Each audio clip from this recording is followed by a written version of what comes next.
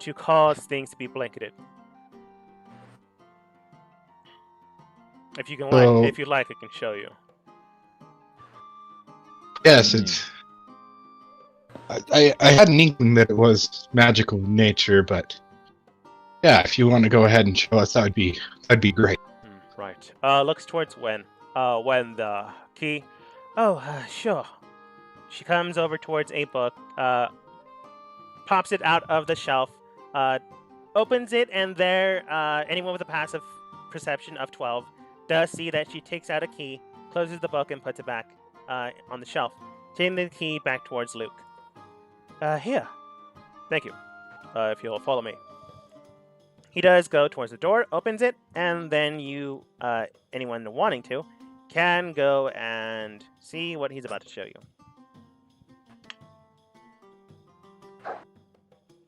Okay, yeah.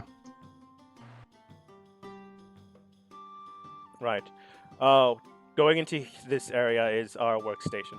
Looking around, you're more than welcome if you're able to understand it. Look around and peruse.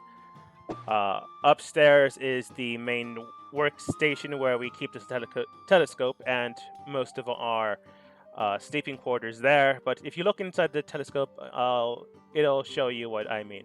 If anyone does peer inside, you can tell that the weather patterns of snow, or rather the weather patterns of the clouds, aren't visible. You definitely can tell that there's quite literally clouds up in the air, but they are not moving like most clouds would with the wind, with the more clouds picking up. With the snowfall falling down, they would go more or less rigid, but rather than that, the clouds in the sky don't lose any mass. They don't gain any mass either. The wind doesn't seem to be affecting them. The wind is still present, but the clouds themselves are not moving. Looking inside, while looking inside, he does flip a few things, causing the telescope to go into a more red hue. And looking at the clouds in that direction, you can then look at the cloud's main structure / form. And peering at it, you can tell that each of the clouds in the sky currently have some weird weather sigil inside. If anyone is more familiar with weather magic or something of that sort, you can roll Arcana. Yes, you can roll Arcana. This is the perfect time. With my connections to the elemental planes, would that be a good option to go? Yes. To do. You can also choose for you history. Okay, let's see. It doesn't really matter. But I will do a history. What'd you get? Oh, Okay. Well, looking at it, you can tell that something about it does seem familiar, but it's some vague, completely grasping onto it. Nikolai, looking at it, you can tell that something is definitely happening to the clouds and the weather patterns here. Looking at them, you can tell that they are fundamentally deadlocked here. Due to the weather patterns inside, you can tell that a spell was activated to cast this area into sleet and snow. You do know that the level, or at least you do know it's stronger than most other magic, and it is the spell known as Control Weather.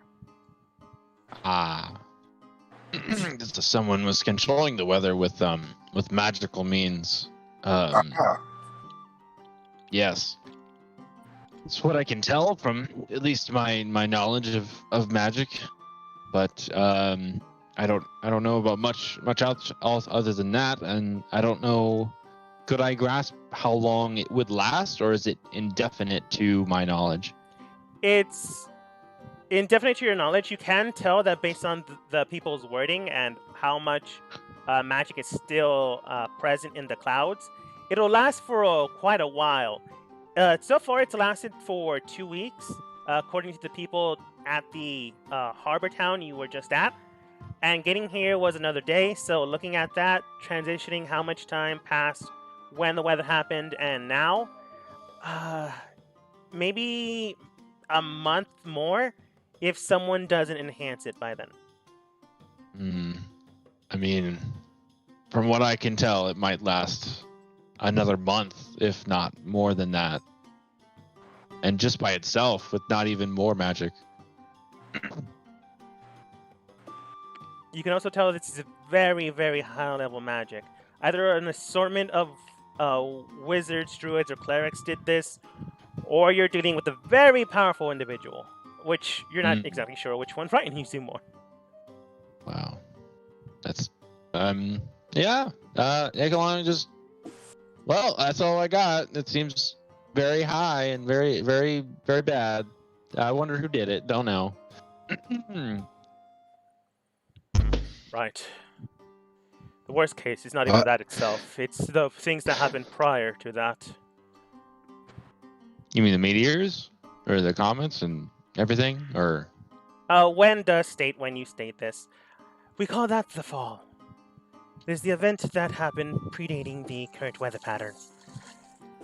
Tom does state, unfortunately that is what happened. These weird events, these strange transgressions happened after the fall fell.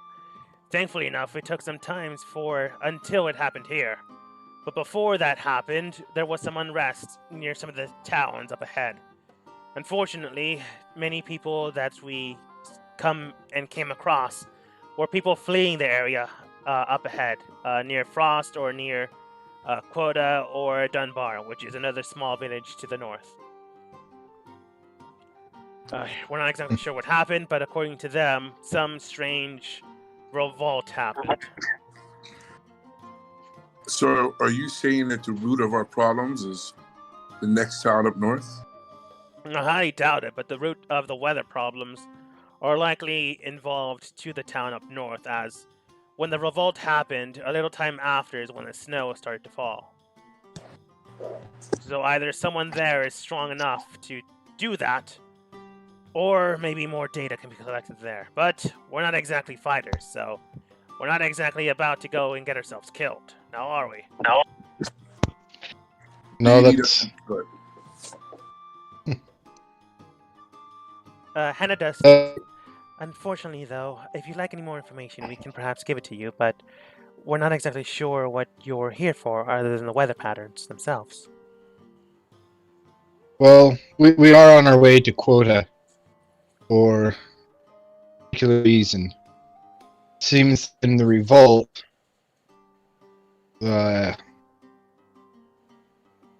leaders of the city have taken down the city has lost the capital has lost contact with Quota, as well as a number of other cities across the kingdom. We're heading to Quota to find out the reason and right and correct it to where we can get them in contact with the capital. If you're heading towards Quota, it might be a bit dangerous, as we did see some people fleeing there for quite some time ago. There are a few people of note there that, if they still are there, you might be able to find.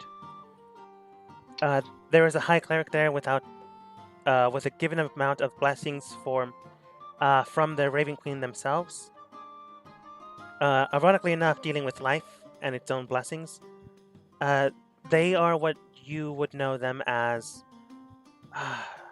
They're not high elves. There's something beyond that. Something similar to the Feywild elves. I forget what they are, though, I'm afraid. Tom then states, come now. Obviously, you can't remember your archaeology. I'm afraid I didn't really study that, especially since it's the study of humans. Fair enough. They're called Eladrin, by the way. I'll look towards you, Dust. There's an Eladrin, high elf, whatever, cleric, up in Quota you might want to speak with. They're one of the leaders in the town. Another leader in the town is one of the mayors in there. It's a dual mayor system. I really don't know how that works. But there's a tiefling and an Aasimar up there that is dealing with the whole legislation law system. They're named Iskier and Derech. From what I can tell, nice enough folks. If they manage to survive, at least you might be able to get some help. Luke then states, Uh, Other than that, I do suggest making sure you're prepared. If a revolt did happen, then things might be more violent than expected. Unless they succeeded, which means that new set of rules might have been enacted while people have been away. So going in with caution might be the most viable option. Yeah, whenever someone goes into an area in the dark, that's in the dark, caution is always best. So, but I really thank you for this information. It's given us a lot to think about, and it's also telling us where this weather's coming from. When does state right? I can tell you though that the main populace up there is elves, high elves, Eladrin, human, and some white tieflings or blue tieflings, dependent. So if you don't really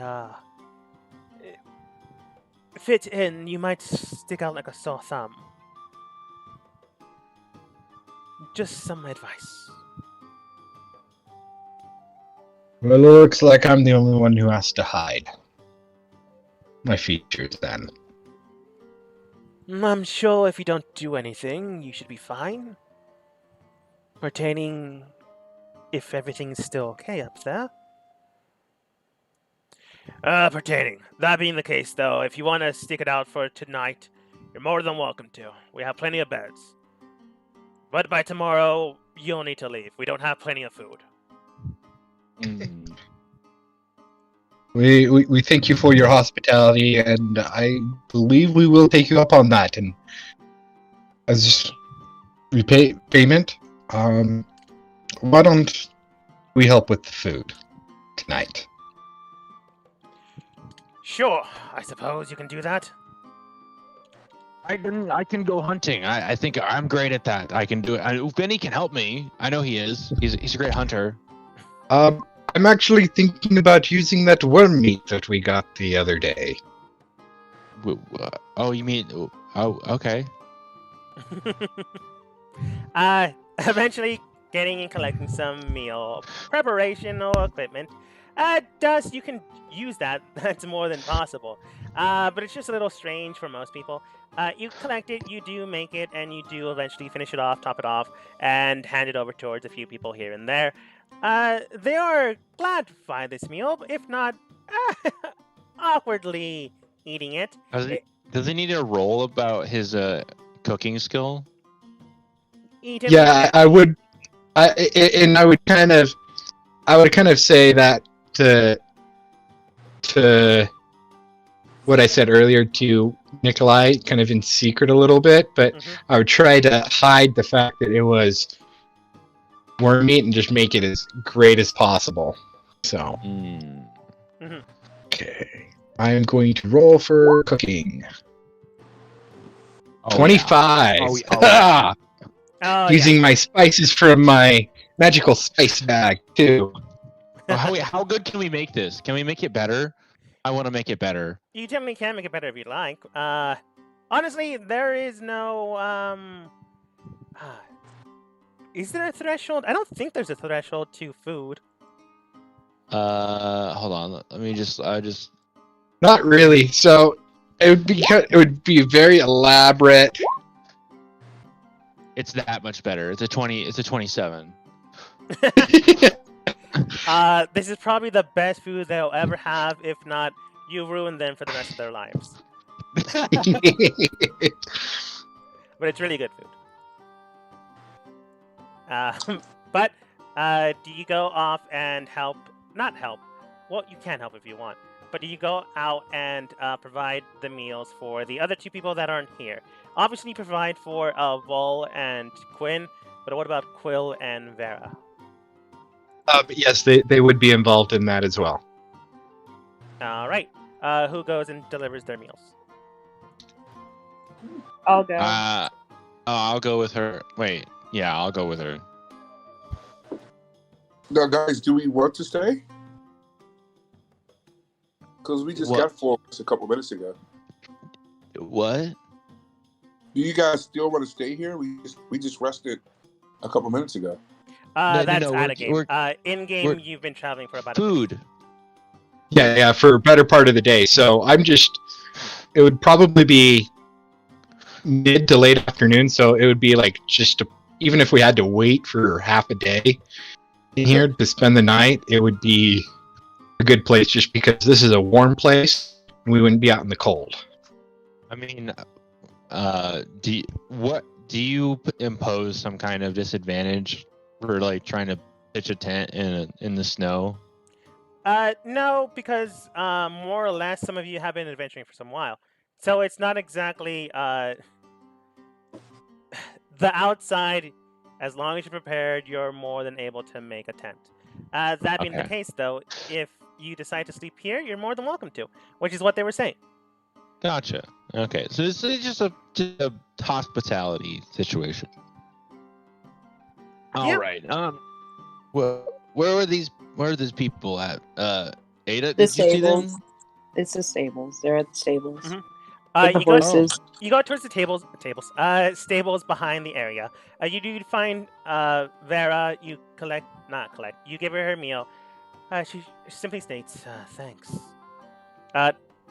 Nikolai, there's no stables here. Unfortunately. I'm running around the whole thing. I'm like, where is she? I'll just get her out of the gym there. But eventually you find her. Oh, She's behind a table, apparently. Going there, you do collect the meal, and she does state, "Thank you."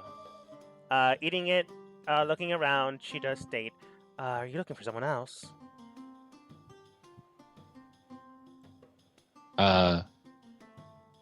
We're looking for Quill. She didn't come with you, did she? I haven't seen her for some time. Oh, great. what about the other one? Quinn went with you. Oh, Quill didn't come inside. Oh, yes. Okay. Well, I'm just gonna leave this really nice bowl of food on this bench over here. If anybody wants it, they can have it. And then I sit down and I walk Andy away. secretly cast locate creature. Oh, Do you? yeah. Why not? As Nikolai's putting a bowl, like you're calling a cat, Ada, you cast magic to detect the individual around you, and you do detect them. They are on the roof.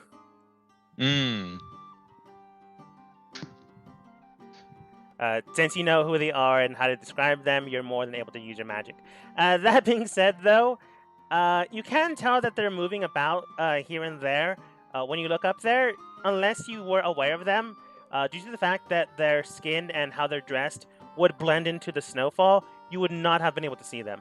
But you can tell that they're collecting a lot of snow up there for some reason. If I yell up to her, would she be able to hear me? Yes. Quill! Immediately, you see her jump into the snow. Quill! It's Adia. You hear no response. We have food for you. Immediately what are jumps you out doing? of the snow. Then basically jumps down, hits the ground. She takes 6 points damage. Gets back up after, you see that her side is kind of bleeding. Her teeth are kind of gnawed because she accidentally hit her face on the floor. And then goes, "Oh, no reason," which doesn't answer your question. So food? Yeah, we have food for you. Can I notice that she fell really hard? Everyone noticed. Okay, well, good. Okay, so I'm gonna pull out a potion of healing and pour it into the food without them knowing. Roll sleight of hand. It's not bad. You're able to it looks like you're just taking the snow that fell on it off, but you're pouring in some health potion inside. Go ahead and roll 2d4 plus 2. Oh, that was 1d4. There you go. 6, 8 total. Sirens in my background. Hey, Nikolai, I mean, Yeah. you would have actually known that the food I create has healing properties. Well, she's fully healed. Also. She begins to eat it after you provided it for her, and she goes, "Okay, that was good. Really good. For some reason, I'm better. Weird. Oh well." She just gives you the bowl back. Okay. But how much healing does your potion give? Is it bonus and it gives you a do you do it at the end of the day and it gives you also a temporary HP? Gives so during during rests, it gives 1d8 points of hit points. Okay. Yeah. And then if I make snacks, that's where the temporary hit points comes into effect. Gotcha. Okay. But you guys head back inside? Yes. Quick out of game question. Can Quill see past Adia's necklace? Or amulet? You probably think so. Okay. I was curious. That's all. Ah.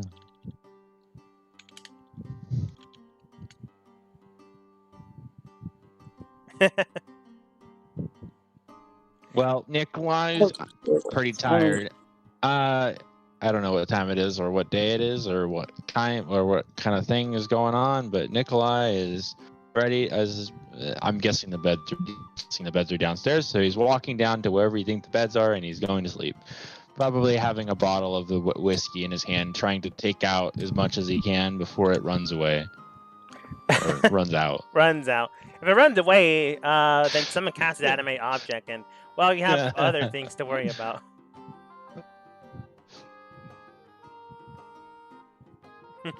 I'll have fun with that for a second. Yeah. Yeah. Wow. I actually felt that one. Yeah, you're terribly tipsy. After some time, you, thankfully enough, you didn't fight today. Maybe just yet. You are able to get some sleep if you decide to. If not, well, you're definitely a bit drunk. Mm-hmm.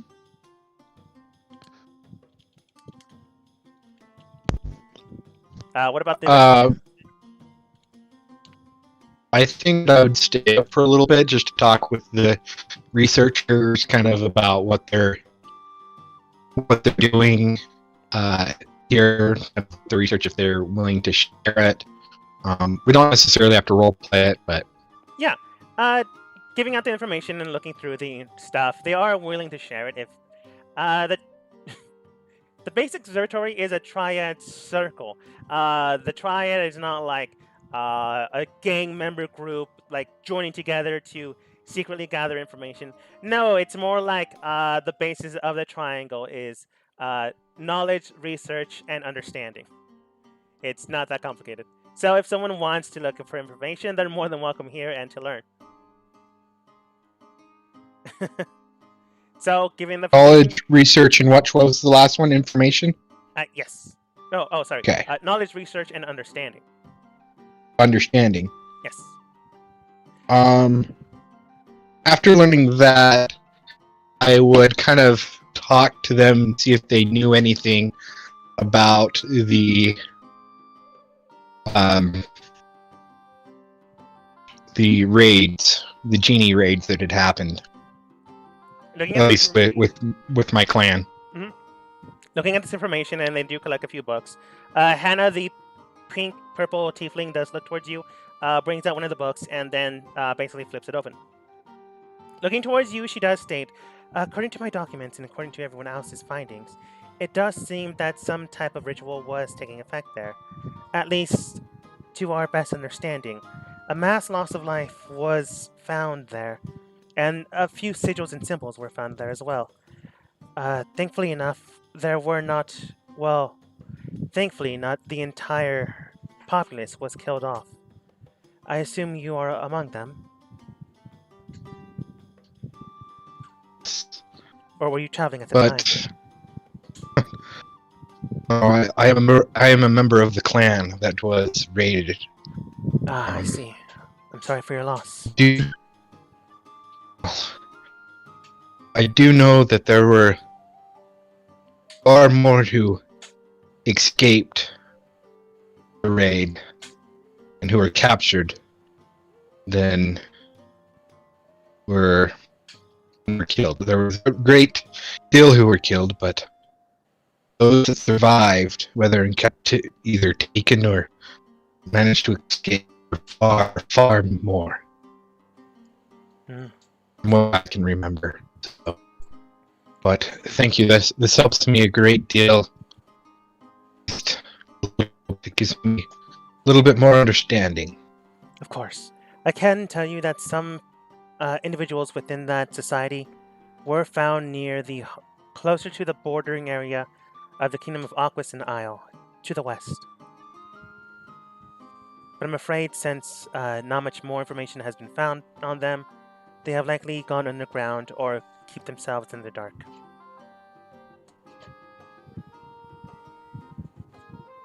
Yes. Great deal many went into dark. My own family. We went dark, but it is time now that we gather the clan.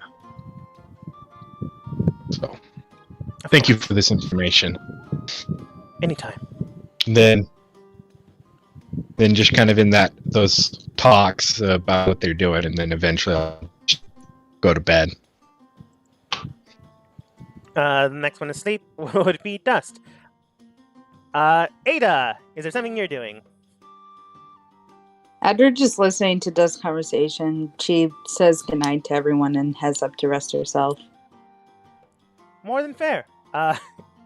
Sleeping in, you're able to get a good night's sleep. In the other room, both Dust and Ada do hear. I feel like Nikolai would mad snore if they're drunk. Nikolai, you can tell me that you don't, but I feel that could be true. Definitely doing. Yeah. All right, Finny, is there anything you're doing before catching some sleep? Nope, I'm ready to go to sleep. Oh, Okay, you find a nice chair, kick back, relax. right. I had to replay it. Okay. That was the fake snoring of Ow. Nikolai. Amazing. If Ada went to bed with at the same time as Dust would just kind of be laying in bed, and we were kind of in the same room, and be like, we haven't talked enough. Like, the room you're in is a large assortment of cots / beds. There's like 10 feet between everyone, and there's like 10 beds here, so everyone can sleep. There's not like a multitude of private rooms. There's like 2. So unless you were stingy, well, not stingy, but I don't remember the actual word. Unless you really wanted to put someone out of their way, you would probably sleep in the bigger room. Yeah, that's kind of where I would be.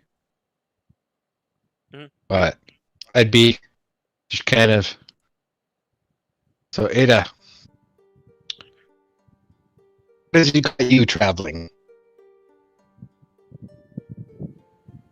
That's a difficult question for me to answer.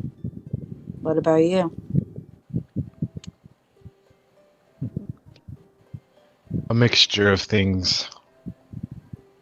What do you mean by mixture? I'm looking for answers. Looking for people. For yourself or just, doing it?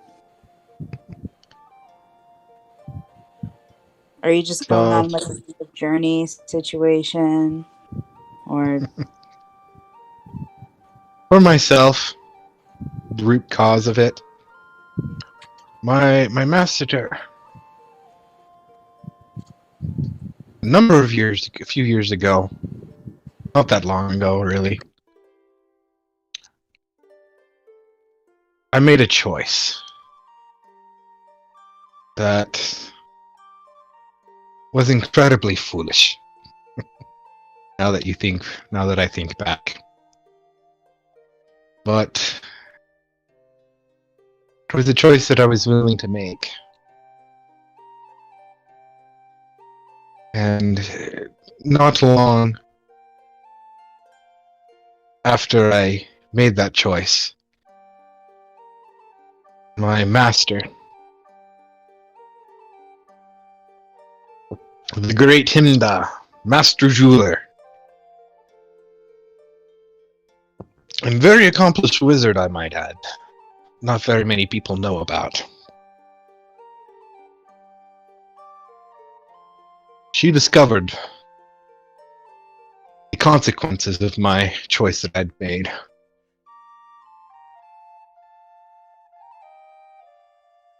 And now I have to prepare myself for when the consequences catch up with me. So I'm trying to find myself. I'm also were they trying there? to, Sorry, Huh? go ahead. but I'm also trying to look for my sister and other members of my clan that disappeared within that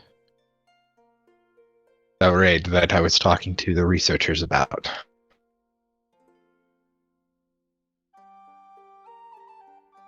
I'm sorry that happened to you. You, it sounds like you had a pretty sucky life. No offense. I'm not trying to be rude or anything. No, my life has been grand. It's just been speckled with horrible, sometimes foolish events in my life. It happens. Yes, it isn't all lives that way. You're young. Each and every You make stupid decisions. up and each life is glorious, but each life has their hard times. It's true. Yeah, I can't disagree with that one. Well, I hope you find your reason for adventuring. I honestly just wanted to get out much. I would say I've quarantined myself for a very long time. I haven't got used to the world, and now I'm trying to. And here I am, stuck with a bunch of people in an outpost. Not where I thought my life was going to go. Not at all. Truth be told, I did not expect to be traveling much either. Not until I was forced to go out by my master. Well, at I least thought your you- master made you. Yeah, Otherwise, we wouldn't have met, indeed. that is so true. Well, I'll let you rest. You too. You See you in spend the morning. You too. you spend the following night contemplating what has happened, the current information that Dust now has. Ada, you clutch on to near your chest a little bit tighter tonight, wondering what exactly has been seen. Finny, more or less, just getting anxious to get to that one village that might have more enemies in the area, while also keeping an eye on the potential enemy 10 feet to the left of you. Nikolai, all the while, more or less drunk sleeping. So that's happening. Eventually, the rest of the team slash observatory members, I honestly don't know what to give them. I'm just going to call them stargazers. feels appropriate. The rest of the stargazers eventually go to sleep, spend the night, and early morning you are able to wake up just fine. Vol made sure to Vera to ask if she wanted to step in to sleep, and she said no, she'd rather not deal with people. And, she kind of used to that, so she just let that happen. Asked where Quill was, and she shrugged. Stepping inside, she did nothing else and went to sleep. The following morning, you are able to fully wake up, fully rested, and I'm just going to get rid of the darkness because you guys can totally now see everything. And I honestly really should have just put them in the GM layer and then pop them out one by one when you entered inside. Oh well. Let's see here. Let's get rid of the dynamic lighting. But would that just make everything dark? I think it would.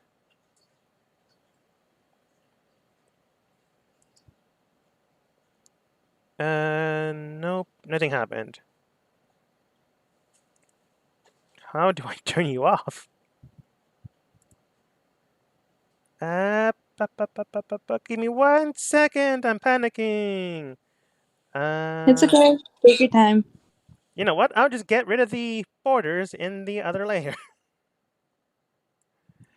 You can see now. There we go. Good job. Okay. Sorry about that. I usually just like to use Advanced Fog of War when, it's appropriate. It technically wasn't appropriate, but I haven't used it in a while. So I decided to. But eventually, you're all able to wake up. Finny makes a mad dash for the equipment already here. Tom does look towards the team and then states, "All right, then. Thanks for the meal. You're more than welcome back if you decide to. If you want to keep your horses here, you're welcome to. But it's a day and a half travel by feet if you decide to go, to the next town today. If you take your horses, it'll be by today at the very least." We'll probably take them. We don't know if we'll be coming back this way. Once we're done with our tasks and quota. So. Wen does state, "Fair enough. And is there anything you need before you go? Some food, some potions, perhaps?" "We don't have much, but we can spare some." I think we got pretty well stocked up. They're at the port city. The port town. Not too far away.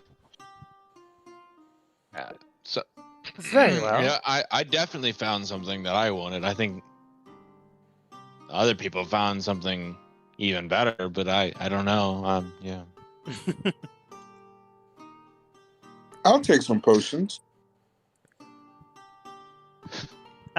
She gives you 1 healing potion, standard healing potion. It does 2d4 plus 2.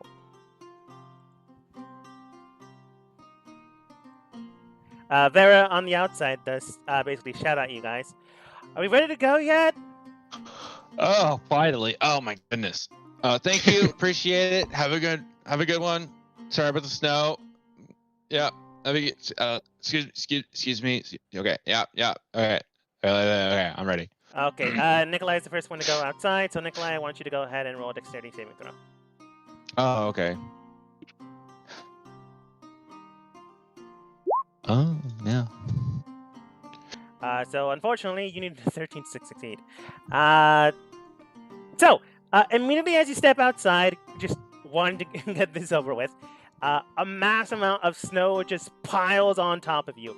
It smack dab hits you and pins you on the ground. Nikolai, you are now considered restrained, and you do take 2d6 points of falling damage due to the snow falling on you. Oh my. And someone on the roof just falls down, hits their face again, because I'm not rolling well for acrobatics. 2d6, 4 points of damage. I guess the snow covers more of her fall, so she doesn't take as much. Gets back up, looks at you, and begins to laugh. And then immediately, drags you out of the snow. Yeah, that was great. Yeah, it was great. Ah, I'm surprised you fell for that. Your friend saw it yesterday. Yeah. I mean, just snow, Okay. cold. So are we going yet? Immediately, like, changing subjects. You can tell that she's more of a flight of fancy kind of person, not lingering on anything too long, which could be a problem. Because if you were a normal person, you'd probably be dead. I'm gonna can I retaliate? Yeah.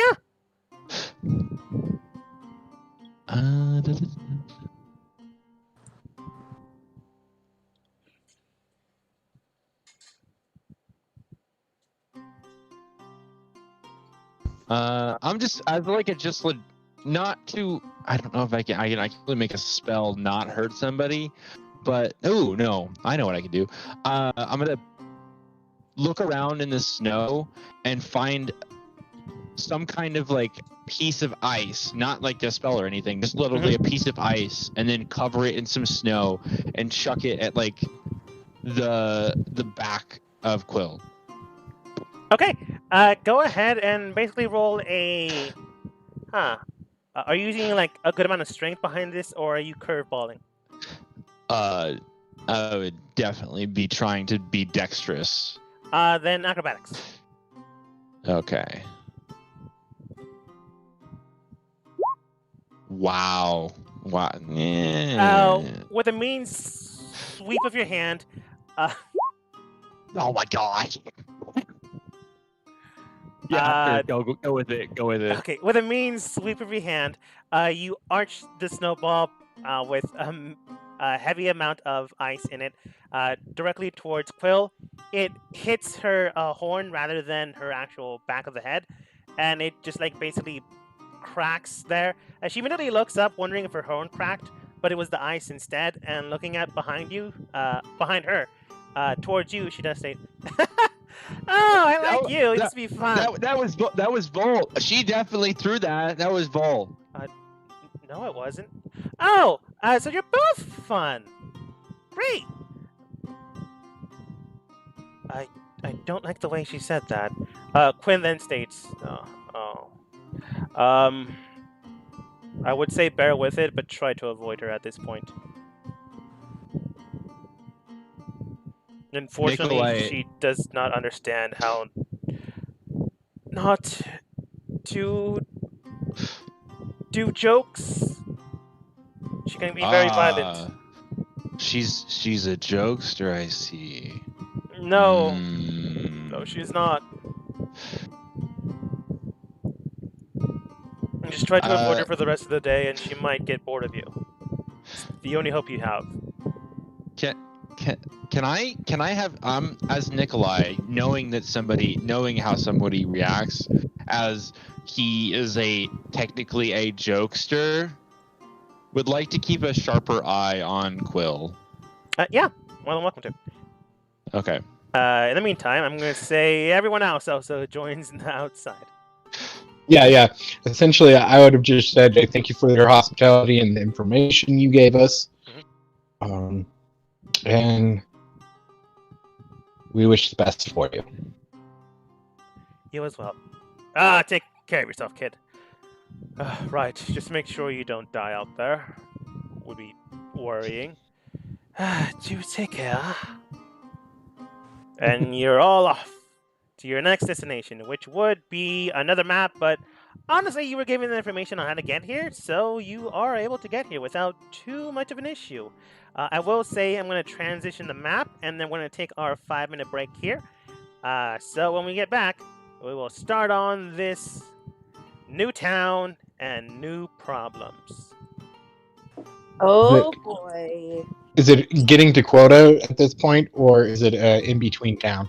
You would be getting at quota unless you wanted to do something beforehand. You're more than able to because there is a door now. Aren't you gonna roll on the encounter table to see if we fight a monster on the way? I did. Unfortunately, you guys got safe trip. that was like the quintessential sorry, I've been watching it. I've been listening to a podcast too much. That's real. It's just like they joke about like rolling on the random encounter table like it's a joke. Yeah. Can I ask what podcast is it? What? What podcast are you listening to? It's called Dungeons and Daddies. Oh my Oh, god, I was nice. listening to that. It's so good. It's hilarious. It's amazing. Mhm. Ah. I could only get past like the first episode or two. I couldn't get past trying- there. What? I'm trying to figure out what episode I'm on. Hold on. What turned you away from it?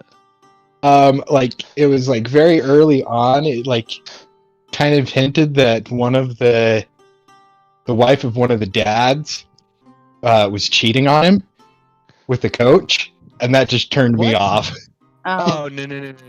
Oh, I'm No. on episode 18. No, I'm he's very not. invested to the series. No, okay, no. It's I don't that they only allude to their wives, and it gets a lot better. You should get to the point where they have a very this is not gonna ruin anything. They have a very deep connection with their wives, and it goes into a very deep backstory that will blow your mind. But yes. Okay. I need to catch up then. Unfortunately, I didn't start at the start, so I actually do need to see how it goes in the beginning, because I was just showing something else. But yeah, we'll take a 5-minute break here, and we'll make it into quota. Unfortunately, you guys got a safe trip here, so we'll see how safe the city is as we get back in 5 minutes. I'll be right back.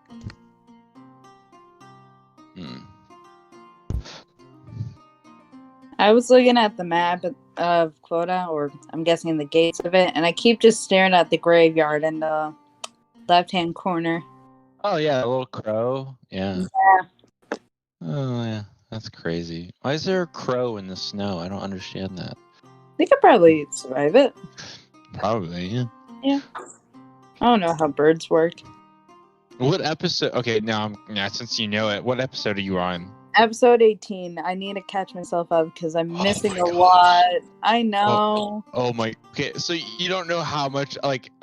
So when I first found the podcast, it was probably, I'd say, a month and a half ago. I listened to half of the first episode, and I was like, oh my gosh, this is taking so long to get into the actual story, because the first episode was like 2 hours, 2.5 hours long. And so Yeah, I was like, oh my gosh. And so, but they were doing a really good workup into like getting into the world. And then I got back into it like 2.5 weeks ago, or I don't know, maybe it was, yeah. But now I've gotten sucked into everything, and I'm on episode 45. Oh my god. I need to catch I have it since like I started getting Spotify because I heard it. Literally, like And I on the stopped for a level. while. I stopped for a while. And I started a month ago because I wanted to get back into it, and I'm just loving it. On the level of like the things that I've loved, like when I was probably in my high school years, I started watching a lot of Doctor Who, and I love Doctor Who. It was like the thing that kind of just like made me have suspense. I got like emotions, like, and I got into touch with characters, and I like, this is the closest, like, this is the same amount of like emotion that I've brought when I watched Doctor Who in this podcast, because I've literally, like, I don't say this very often, but I actually cried. Like, Aww. I was like there was like Yes. tears coming out of my, like, literally, like, from That's like from an episode, and it was, oh my gosh, it was horrible. And then I was like freaking out from like another episode, because I thought somebody was like, one of the characters was gonna die, and I was, oh my gosh, it was insane. It was insane. Not But- a lot of Spurs none of them haven't died yet.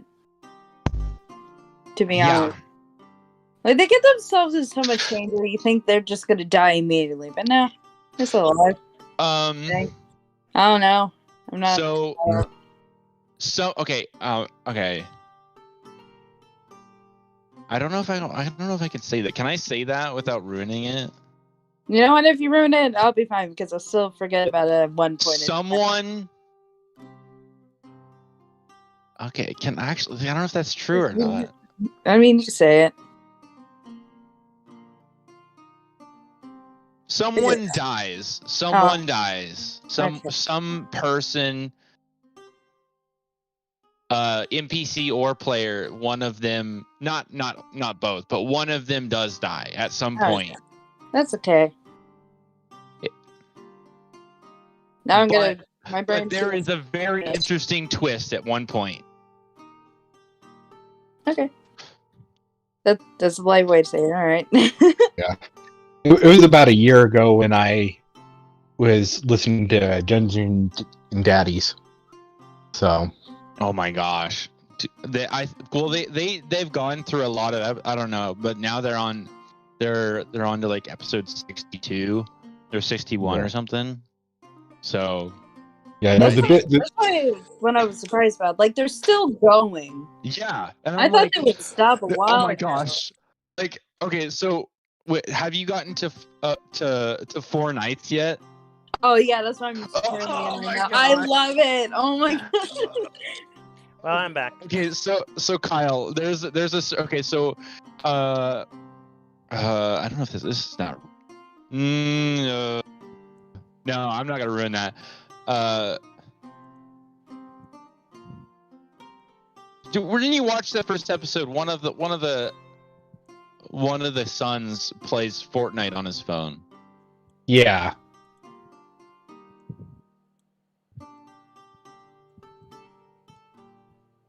The DM actually made a mechanic that they played Fortnite in D&D. Yeah, it's amazing. I wasn't planning about that at all. It didn't pass through me when it came to it was so legit. I was like, holy, how did you do this? And I was ecstatic. It's great. Like the weird mechanics and the ways that the guy their DM play, like he has an interesting way of, like, they're not playing like after so long, because they're making it's halfway a D&D game, but it's halfway a play or an act or some kind of thing that they have to make it engaging at the same time. So I mean, some D&D podcasts, they're just going to play out the game the way it is, but it has the rules of D&D, but it's like they don't really break the rules, but they're not really great D&D loiter. They don't loiter over the rules as much. And so the DM usually rules a lot of the things when they go through different events to make it a more interesting and like engaging event. And I mean, there's a lot of like, excuse me for my language, but a lot of fucked up things that happen in the game, but it makes it really intense and really fun to listen to. So now I'm determined. Maybe I'll give it another shot. Yeah, I'm probably gonna listen to it over the weekend if I can. I don't know. I want to have Wi-Fi. I mean, if you don't like it, you don't like it. But at least you gave it another go. Dogma, have you ever made a campaign where you've dealt with alternate realities or some sorts of time travel? Alternate reality, yes. Time travel, no. At least not yet. Ooh.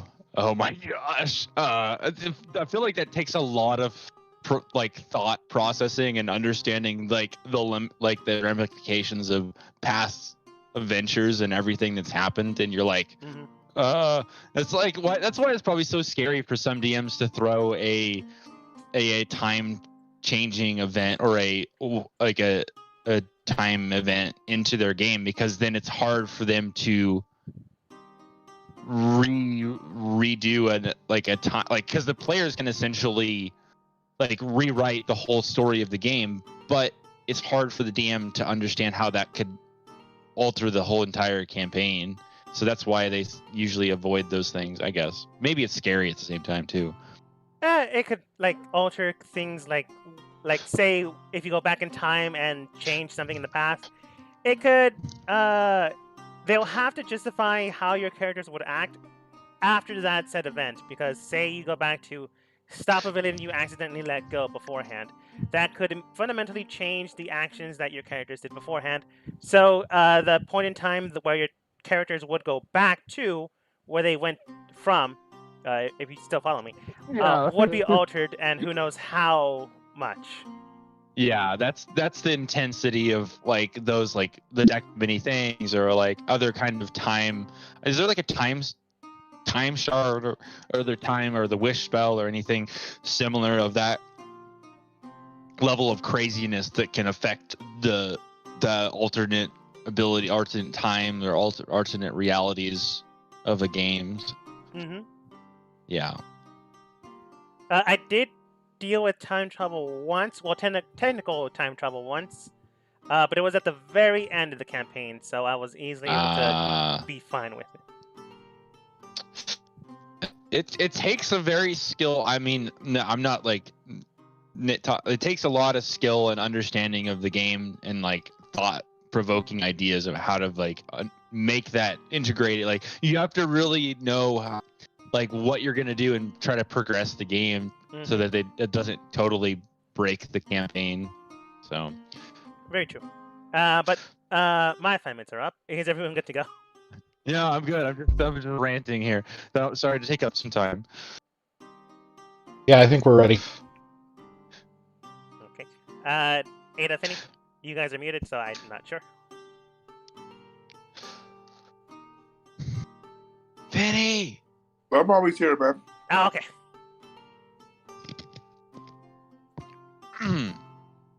So, did you guys? So we're in quota. Do you want to get paid now?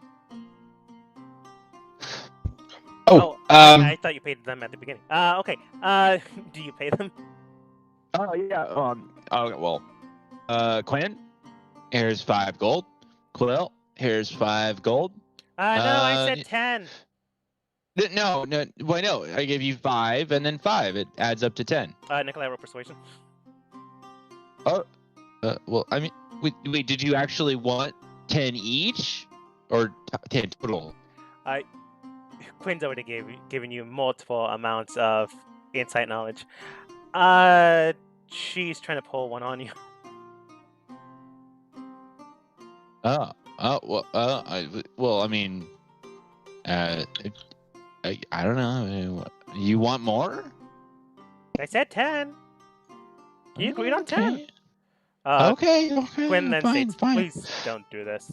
I mean, I'm just keeping his word. I mean, unless he's truly evil, he'd be, keeping his word, making sure.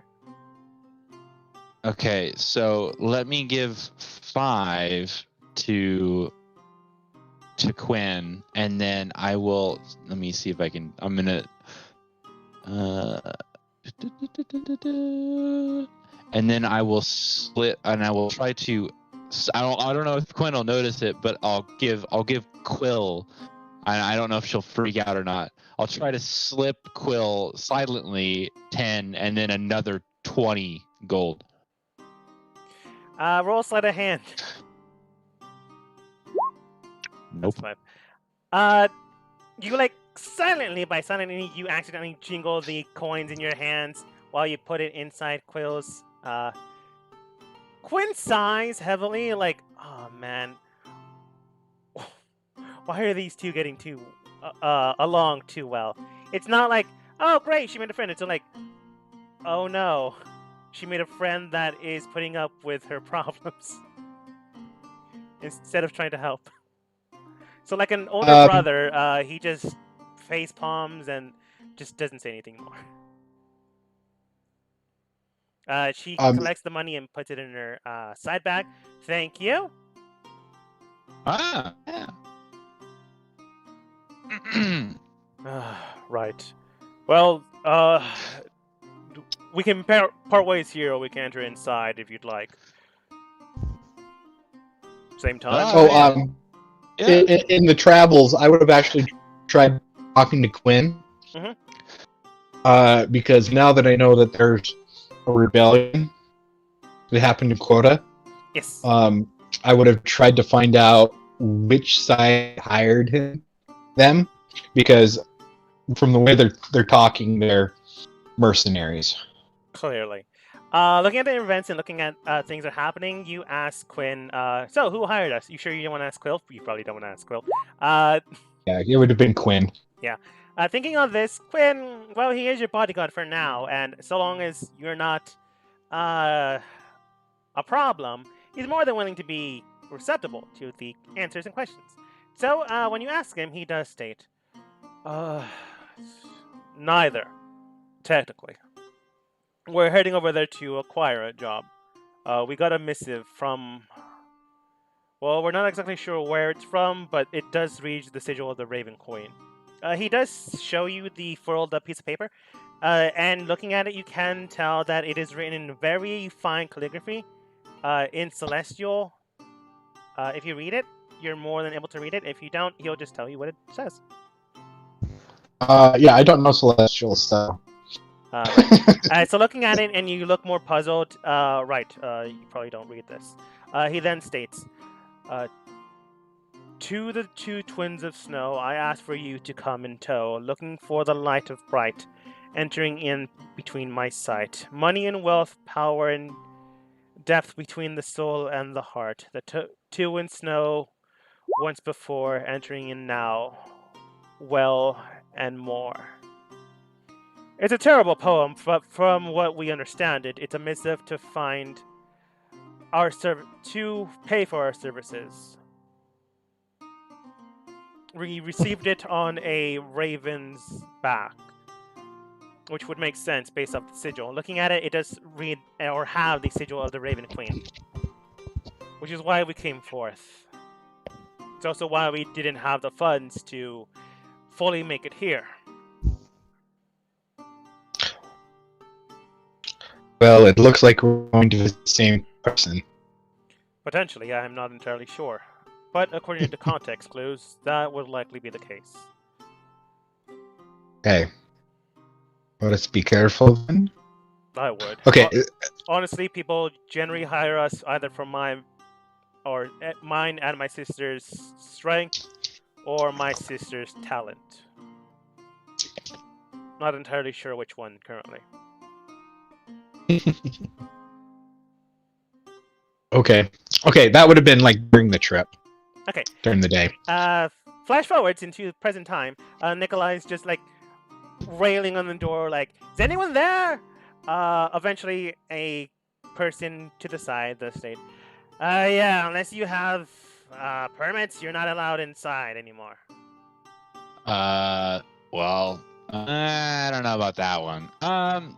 Well, you see Nikolai reaching down at his pouch on his patch, and he pulls out a patch, and he throws it up to the top of the door, and pops a grappling hook, and I'm attempting to grapple to the top of the door and climb it. Okay, Nikolai, acrobatics to swing the rope up, and then if you do manage to get it, you can just, if you have a climbing speed, you can just climb up. If not, athletics. So, you swing the rope into the air and latch it onto the roof. It's steady and tight, able to climb. It's climbable, but if you can climb it, you just need to roll 10. With what? Athletics. Dexterity? Because you're using your strength. Athletics. Oh my gosh! Wow. It's That was slow, close. but you are able to climb. Once you reach the top of the doorway, you can tell that there is more or less another doorway with various sentry guards there. They look at you and they begin to talk amongst each other. Is there anything you do? Well, I'm gonna see if I can nimbly stand and get to over here. Everyone go ahead and roll initiative. Hang on, I need to erase the current initiatives. Okay, please roll initiative / turn order. Oh, Sorry. Ada Oh, kind shit. of like face palms at the situation. Right after they say you need permission to enter, you go and do that. Yeah. I mean, it might have worked out if he You got a said something. 0? I got a 1. It's a bad roll night for me. Oh, man. Yeah. That's an 11. Quinn and Quill didn't do that great. Oh, I didn't click on my token. I got an 8. Oh, Vera got a 13. That's not good. Guard rolled a 15. Already better than them. 14 for that one. 7. All right. And not I'll just bad. roll again and add an 8. And the last guard, the last guard rolled 2. Not the best. Okay, Nikolai Dust, Finny, and Ada's not there. Ada, did you forget to click on your token?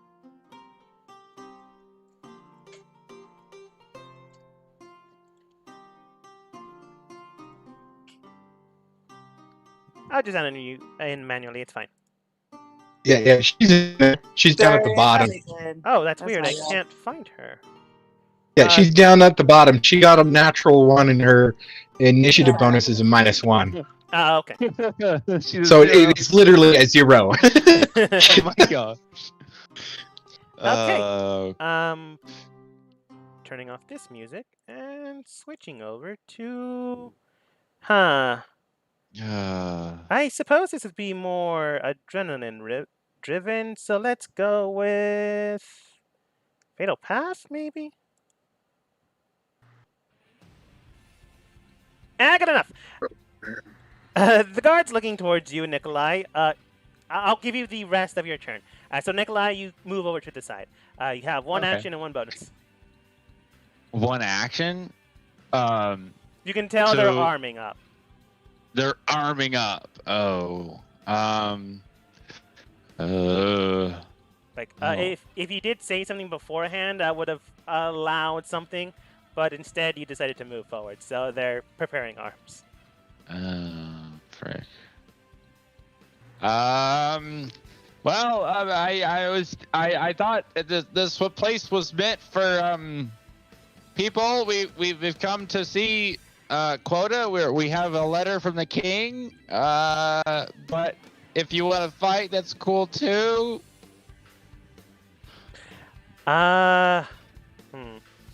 Roll persuasion disadvantage. Okay. I felt like that would I wanted to give it some kind of like throw. I mean, but yeah. Let's see here. I'll just use the current captain's modifier, which is a +4. Thankfully, he's not proficient in it. But you still did well. The captain is looking towards you. They have their weapons drawn, but they're not attacking just yet. But that doesn't mean they won't attack. Gotcha. Is there anything else you do, Nikolai? Oh man, I'm shouting. I'm just decided like, I'll throw whatever they want to attack me. I'm not gonna stop them, but I mean, I'm like, I saw the doors closed, so I mean, I'm climbing up here to see what's going on. That's maybe my thing. So. Okay. At the start of the captain's turn, the captain does do a heavy whistle that the entire group can hear it, and then they do state towards your direction, but not towards you. Guards, get the perpetrator.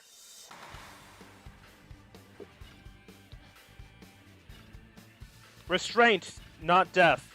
And then 2 more guards step in tow.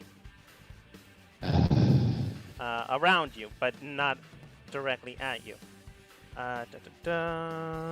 Where are you? There we go. There's one there that shows up that the rest of the team can see, and then there's one on the other side. Oh man. Hey, they are heading towards you, Nikolai. Okay. But they can only get here and here. Bringing back up turn order. One of the guards begins to make way towards you, and they can get here. Vera already doesn't like people. Would she attack? Not until necessary. So she's gonna climb up on this roof and then hold an action until someone fires or attacks Nikolai. Finny. Hey, how do you do that arrow you do? I love that arrow to see how far I can go.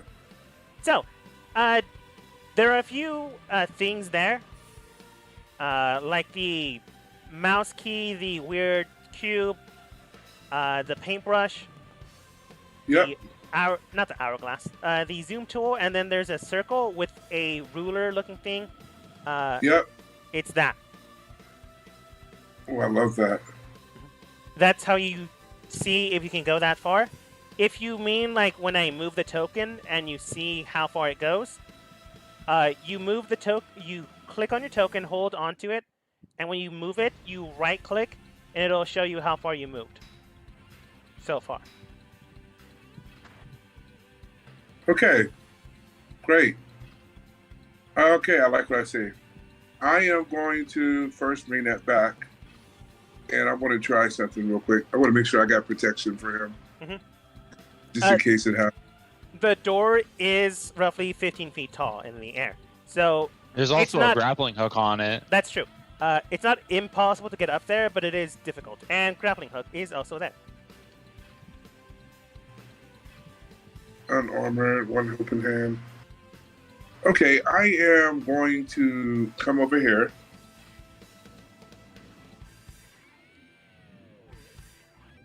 And do I have to roll something to get up here? That would be acrobatics, since you're trying to Yeah. jump from wall to wall up there. Now. Also remember, little metagaming.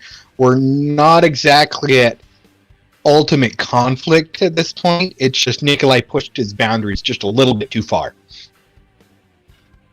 That's the situation that we're in. Right now, it's So like we're not.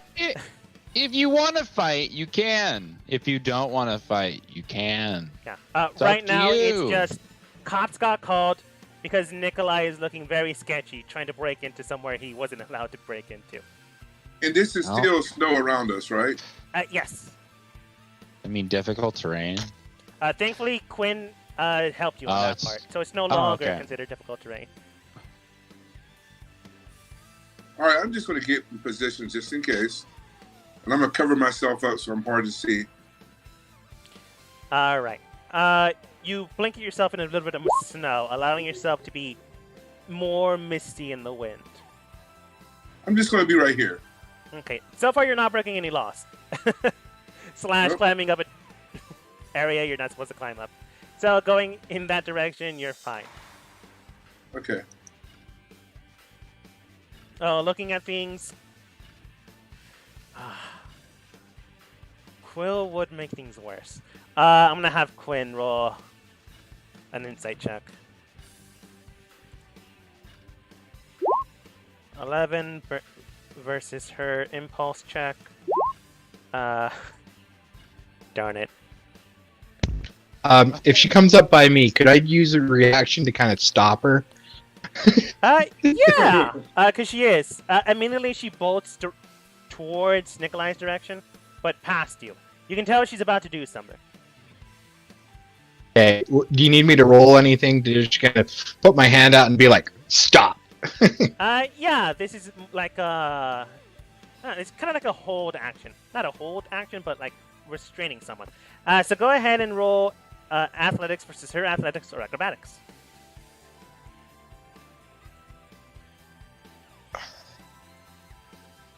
My acrobatics is better. If you want to trip You her, said I can can also roll trip her, and that'd be a different roll though. I'm just trying to stop her best option possible because based off of what we're doing, it's so I'd probably do acrobatics, but Okay, then that's more like tripping her then, which would stop her. So okay. go ahead and roll. Oh, Which does wow. hit her AC. 18. It does hit Wow, her that's AC, pretty so as good. she's That's rushing pretty good. towards Nikolai, you can tell she's picking something up from the ground. You're not entirely sure what it is. And then immediately gets stopped by your foot, tripping her down, and she plants into the snow, losing the rest of her turn. Quinn immediately sits on top of her to stop her from moving. Dust. Oh, great job, Dust. I didn't expect you to have that kind of acrobatics. I'll just kind of lean over to not necessarily Quill, but I'll be like, Quill, it's best if we don't do anything too hasty. And then I'll yell up to Nikolai. Don't cause any too many problems. No worries, I got it. It's all good. I got it figured out. And then I'll essentially yell at the guards. We're willing to talk this out. Dust, roll insight.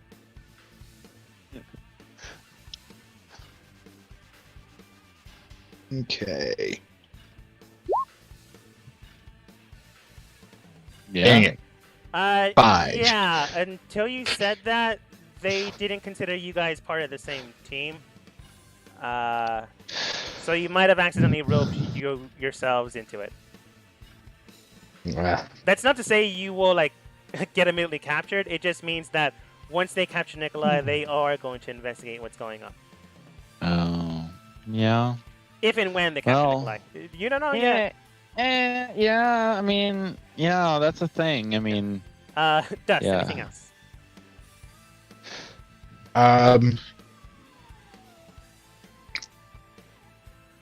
Probably just kind of put up my hands a little bit.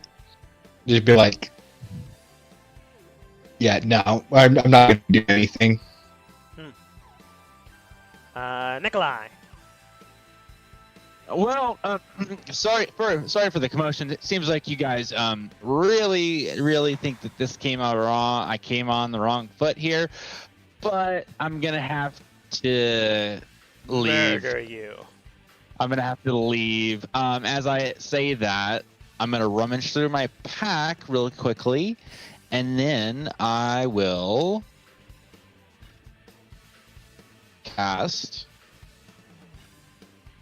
boop invisibility by using the onyx gem that I grabbed from the store, and I will turn invisible. All right, you clutch onto the Onyx Gem immediately, causing yourself to go invisible. As long as you don't create some sort of attack action, you will continue to be invisible for the next hour.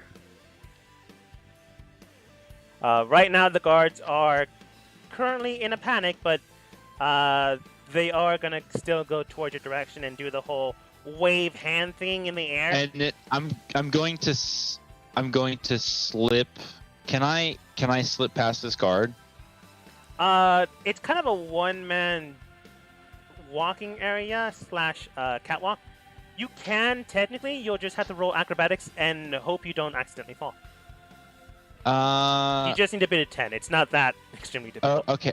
Say that, but sure, I'll do that.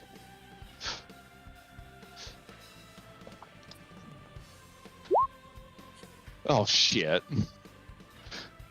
I shouldn't have said anything. You shouldn't have said anything. But Ouch. I mean, we can try this and see how that works. Yeah, that beats it. That's 10, yeah. But if my critical failed, does that still fail? Technically, no. At least, I don't want it to, so I'm going to say no. Okay.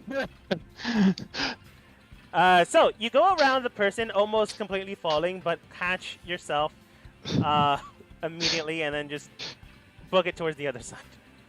Okay. And then I will get around this edge. Do I have that much movement speed? I think that's about it. Let's see. You were here, so oops, wrong tool. Yeah, it's like I have 30, so I would be here. You would have enough, yeah. No, I would be. No, I wouldn't get that far. I would be here. Here, if you want it. Can I step down off the sedge and behind this guy? Yeah, But unfortunately, invisibility does not mean you're silent. To try to dampen that, go ahead and roll acrobatics. You just need to beat a 10. Or can I roll stealth? Huh. That would make sense, but you're technically already stealth. Okay. Like, they don't see you, just need to hear it you. works that time. We're Yeah. good. We're good. Okay. So using your acrobatic skills, you slide down rather than jump and thud. So you're fine behind them for now. Okay. And then I will. Can I dash? I can dash, right? Let's No, see. I used my action to use the Yeah, thing, so that's my turn. Okay, and that's my turn. All right. Guards begin to panic slightly. One begins to head towards your direction. Do they have enough movement? No, they are just shy in front of you. Okay. The next guard comes up here. Actually, they'll go towards the gate because you guys said they opened the gate immediately, looking towards the rest of the team. And the last guard will also come in turn. Looking towards your group, they do state, towards your group specifically, they weren't keeping an eye on Vera or Finny, so unless, Finny, you decide to hop along this endeavor, you would be fine. But picking you guys out, the two guards that came towards you, look towards Quinn, Quill, Vol, Ada, and Dust, and the horses, certainly. All right, all of you, come with me. We need to sort this out and figure out where your friend went. Ada. She probably steps forward at the moment in time. All right. She puts her hands up, also proving that she's not doing anything. We'll come. From what you can tell, they're like not putting out any manacles. It's more like we need questions answered and figure out where your friend went, since they seem to be the most hostile. It's the most chaotic that Nikolai's ever been. Great. All right. If you go up there, they'll just escort you into town to the, to the side to answer a few questions. All right. Let's see here. Okay. The guard nods and agrees and takes you towards this direction. Since he's technically moving you, well, not really moving you, you're just following, you advance towards this section. Next guard. How'd she get past the wall? They open the door. Oh, yay! That's what I wanted. That being the case, though, you may or may not be, well, your team may or not get arrested. Other guard comes towards this direction, does the whole feigning hands in the air, trying to look for Nikolai, looks towards the rest of the guards. They're not here! Vera's going to quietly sneak behind here and move the horses for her turn. Finny. I am going to stay hitting. Okay. They can't see you right now, can they? Not well. They don't consider you part of the exact same team that Nikolai's team's at, so Yay. you're just some random guy. Okay, yeah, I'm going to stay here and see what happens first. Okay. Before I make another move. Man, she would do this, but Nikolai's been doing so well. I don't wanna mess with that. Oh gosh. Will does have Quinn and Dust on her, so we know that Dust knows that Nikolai can handle himself, but if Quill gets into the mix, it'll just get worse. Yeah. Quill then begins to state, "Oh no, he didn't go anywhere. He's right." And then immediately, Quinn uses his reaction to cup her mouth, not allowing her to speak. She's already pinned down, so she loses her action. She has true sight. Oh my gosh. That's insane. On Quinn's turn, he basically hog ties his sister, and they follow in soon after. She's still able to use her feet, but she can't use her hands. And he basically puts a scarf around her mouth so she doesn't speak either. The guards just let them through to the next section. Dust. I would essentially be walking in with the twins, and then since Vol was right there with me, I'd probably take her along with me. Right. Thank you, Dust, for remembering, because I forgot to put it in turn order. So, and we just kind of go in with the twins. Yeah, the guards are mean mugging you, but overall they're not doing anything else since you're complying with the law. Nikolai, you do hear the guards looking around. The one that waved their hands in the air just shouts, "He's not here!" Another one says, "Blast! They must have gone back inside." Someone get that rope. What do you do, Nikolai? I'm going to let me see this.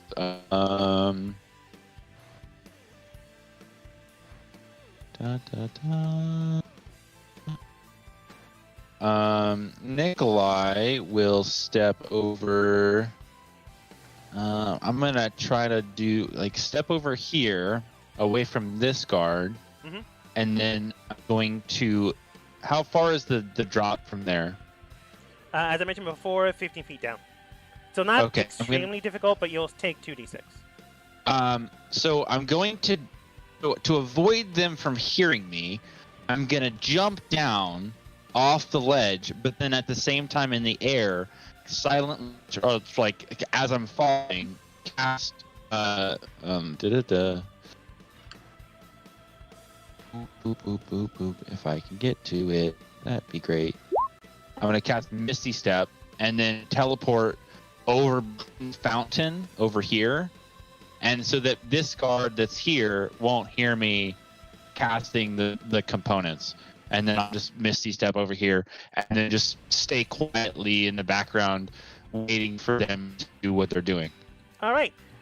You jump in the air and immediately cast Misty Step. You swoop over towards the other side of the fountain and sneak behind it. Still invisible, and I don't think Misty Step procs invisibility, so you're still good. It's a bonus action, and so it's just what it is. Yeah, you still should be fine. The guards are in their turn begin to quickly state, "Quickly get down, make sure that the gate's still protected."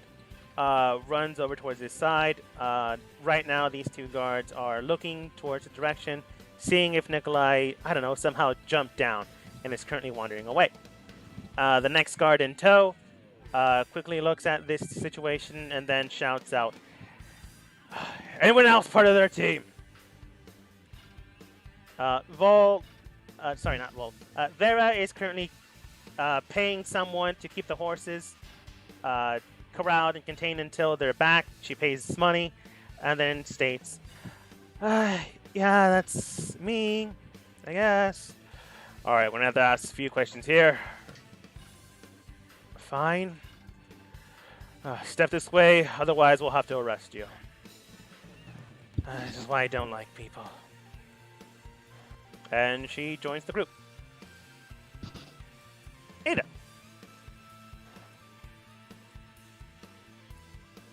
Ada's probably just waiting to be questioned. That's She can't really do anything at the moment.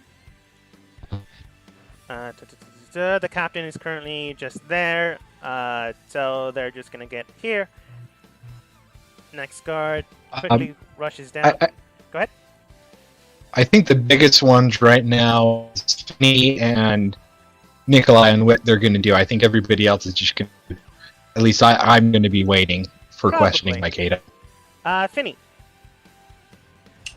I just want to check one thing and see what he does. Mm-hmm.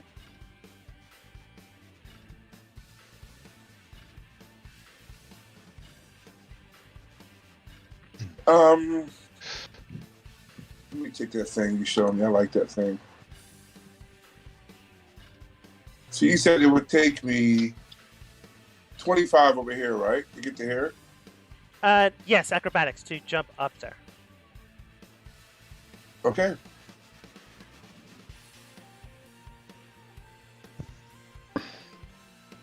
It would be safer if you went through the main gate. Yeah, it would. Unless he didn't want to talk with no cops, which I totally get. I'm still covered with snow and stuff, right? Yes. It's harder to see you, but not impossible. And his back is to that side, am I correct? Yes. Okay. I'm going to try it. Okay. Acrobatics? Yes. Because you're basically parkouring to the top. Nice. Oh my goodness. Great. Jumping from one side to the other, you're able to use cracks in the wall, some beams here and there until you make it to the top. You then begin to move slightly towards the other area. Is there anything else you do? I'm trying to get down here. I'll have to do what? Take D something damage to get down? Like, to get down to the ground? Yes. You can just walk the remainder, or if you decide to, use your action to dash and continue your movement. Okay. Let's try that. Okay, I'll do that. Okay, I will tell you that these two guards are going down the stairs, so they do have line of sight on those stairs when you go down.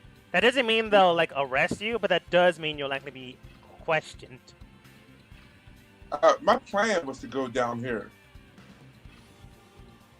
That's my plan. Oh, so that would be basically jumping down. Yes. You can jump down if you'd like. It will be harder to detect you. You just would have to roll acrobatics to lessen the damage if you'd like. Okay. Nikolai would have given you the same option, but you use Misty Step, so no damage whatsoever.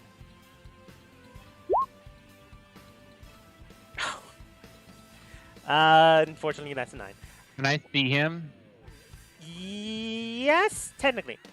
I'm gonna just have the captain roll perception check. Perception is a +2, so not impact. It's 12. Let's see how much. Let's see how much I can help him. Can I click this or not?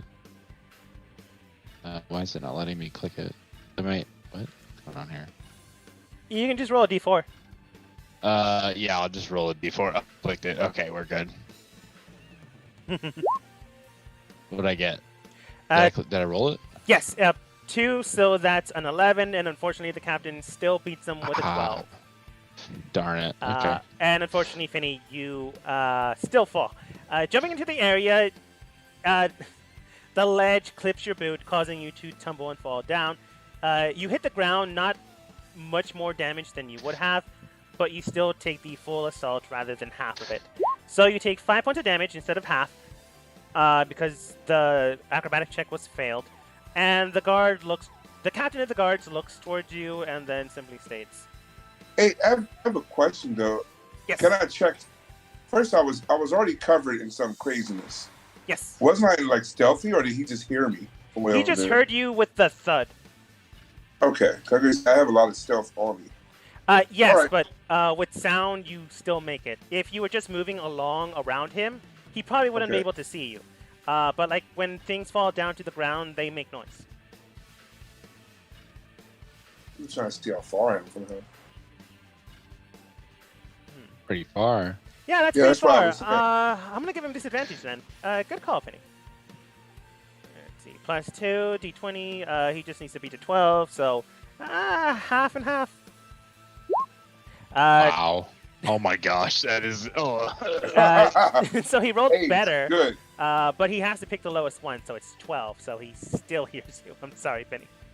No problem, man. He just looks at you. I'm assuming you're part of their team, otherwise we have to arrest you.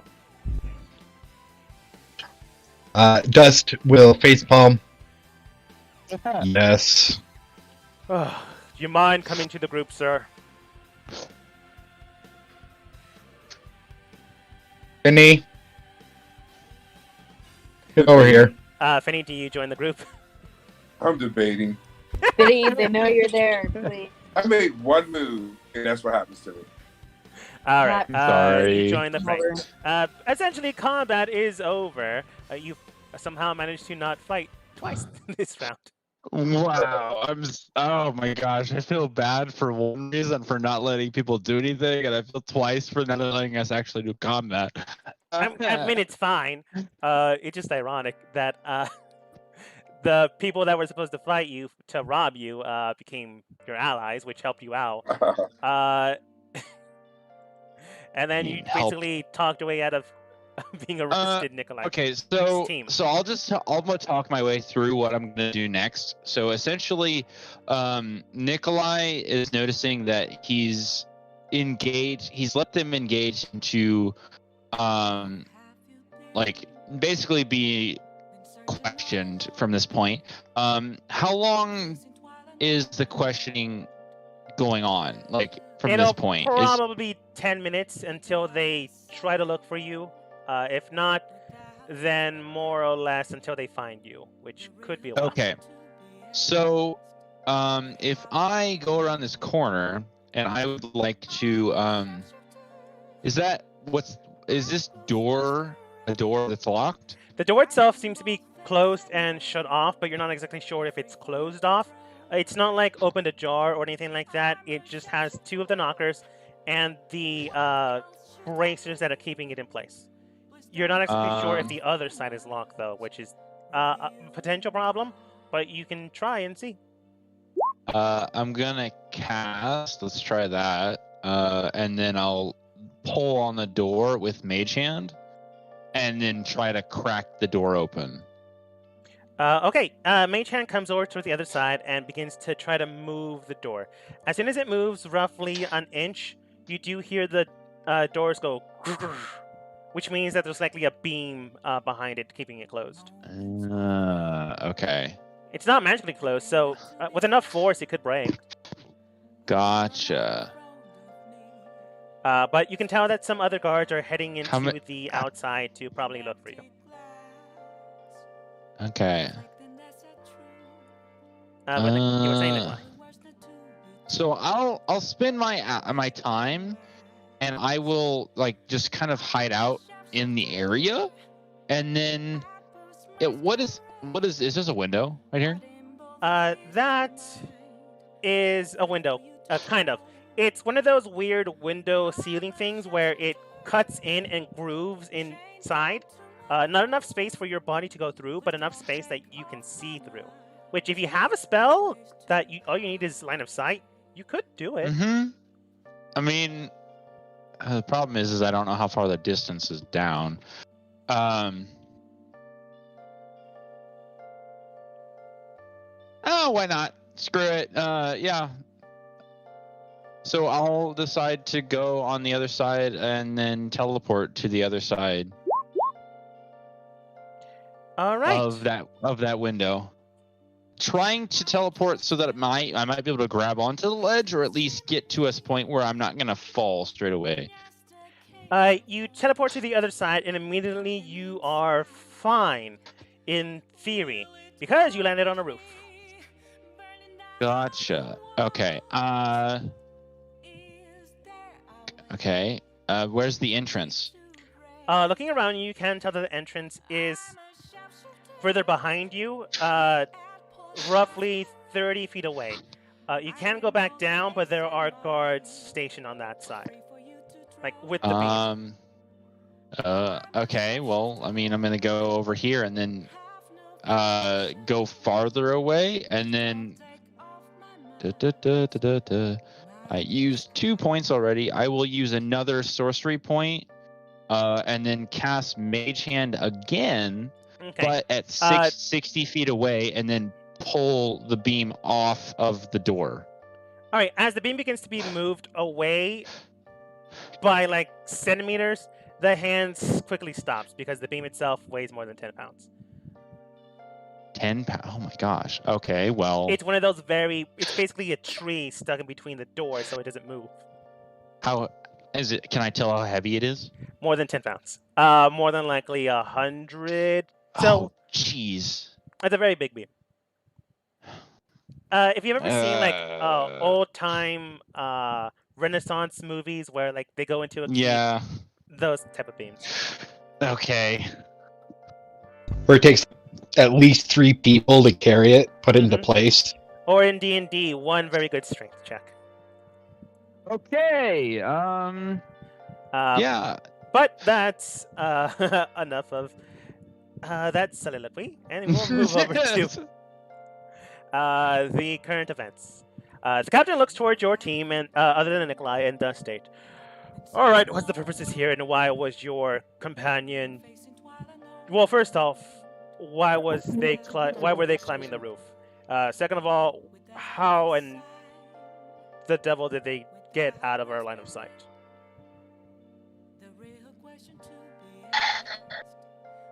He has his own devices, and he's... Truth be told, I don't know why he did that. He does his own thing at times, but he tries not to cause too many issues in what he does. He's not very mischievous. Does things at random, but not very mischievous-wise. Right. Based off current events, I take it none of you have documents stating that you are to enter inside the city? Dogma, we would have documents regarding from the king, correct? Yes. To get in? But you do remember that there was a revolt here. You're not exactly sure whose side won. Okay.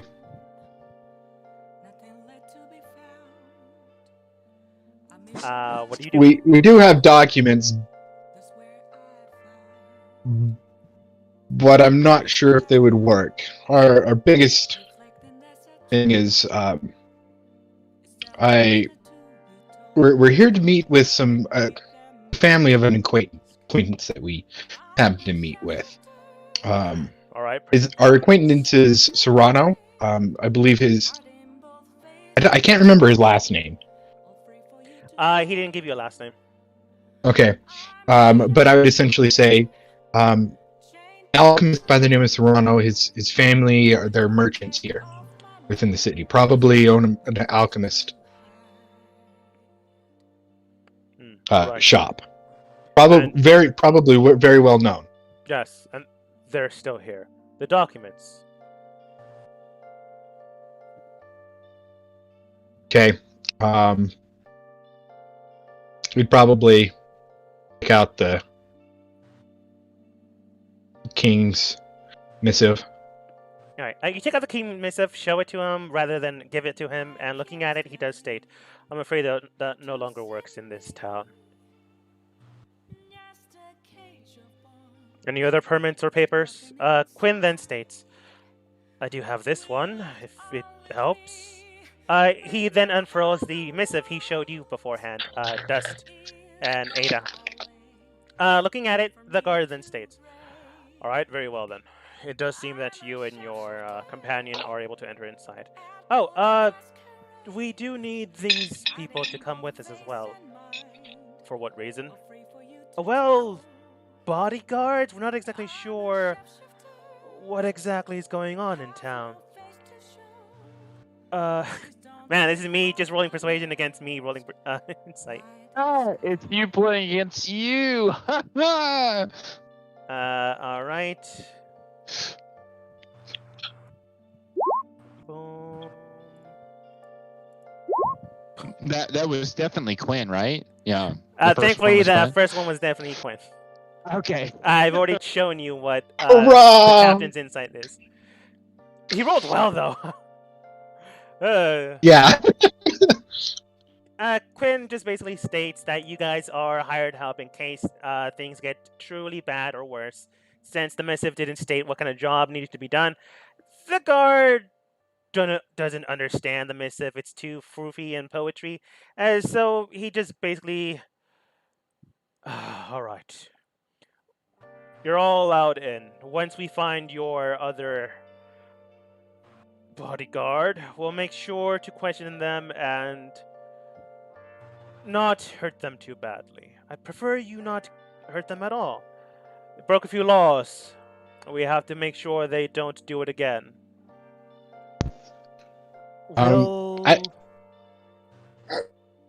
I'll continue, Dogma. Quinn does state, "We'll let you know."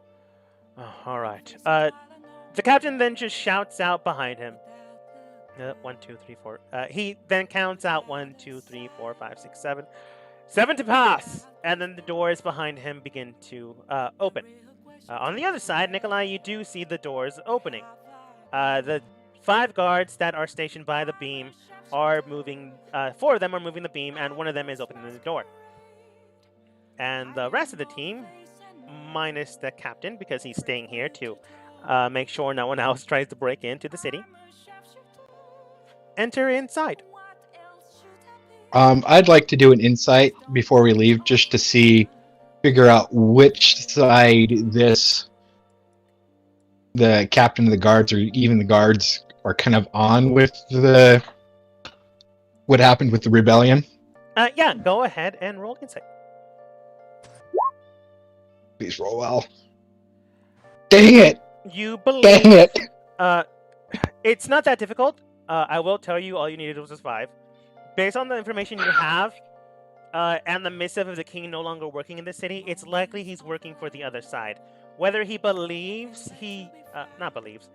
whether he's on the other side specifically, or maybe he's a spy, you're not entirely sure. But the other side, according to the current interaction you just had, did win.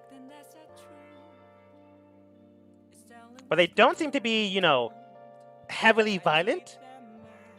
But they are going to be heavily violent towards Nikolai if they find them. So watch out for that. That's an if. That's an if. That's an if. But eventually you do pass the gates and the guards. Some of them do look at you mean mugging once more. And you are able to enter inside. Without an issue, you are able to enter inside, and you do hear the rustle and bustle of the town. There is a market not too far from here, and there are a few buildings around. You can tell that the entire area is very... Well, there was a rebellion here not too long ago, and then the snow happened, so there was definitely time to pick up and make sure that everything was fine. But everything is fine, like to the state of none of the townspeople are displeased. The buildings are fully repaired now. You do see some wear and tear on some of the buildings, but none of them are fully broken. Overall, no one seems displeased. At least no one in town. As we get in, I just kind of speak out to everybody. I say we first try to go to the Admiral's family. We might be able to get a little bit more information about what's going on before we go to the high priest.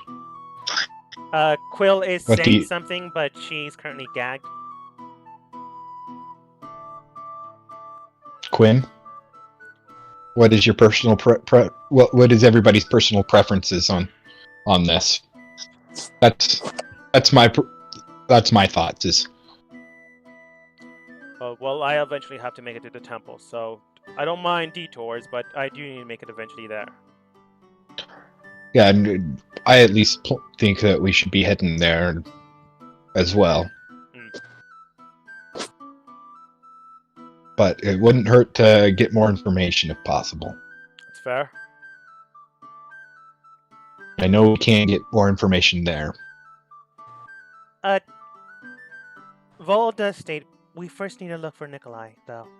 I don't know where he is, but if he gets caught by the guards, he will likely not make it tomorrow night, unbruised. As Vol and Dust are talking, Nikolai has changed shape and has become our wonderful friend that is like the form of... I want to know his name. Is he what's the other guy that got paid? I can't remember his name. Brock. He's turned into Grok. He's literally the form of Grok. Okay, turning into Grok, coming out of nowhere. You more or less surprise the group. Vol is surprised and shocked because you got here beforehand.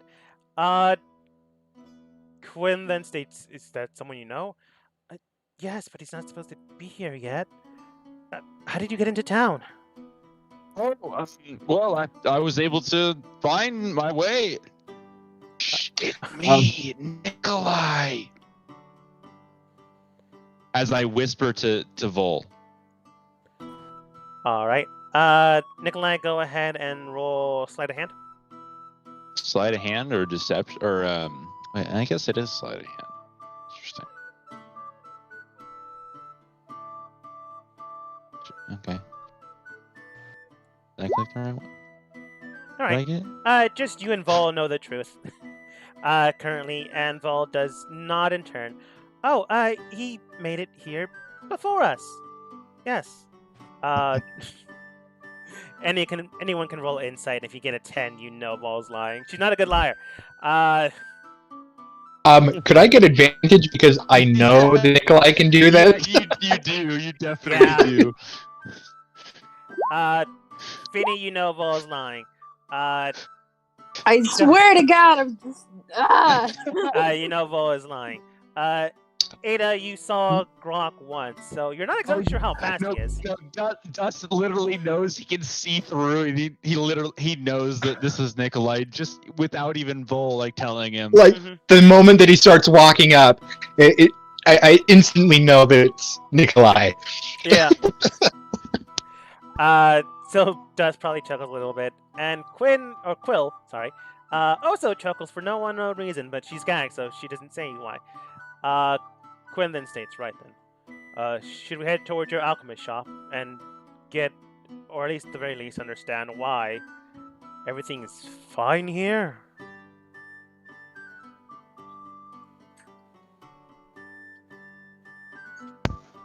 Yes, let's do that. Didn't quite get from the captain where they are, so we'll have to ask around. And so I'll essentially go out into the marketplace and just start asking people. While you do so, Quinn does unfurl Quill's hands and then states to his sister, "Now, right now we're being spies. Yes, spies.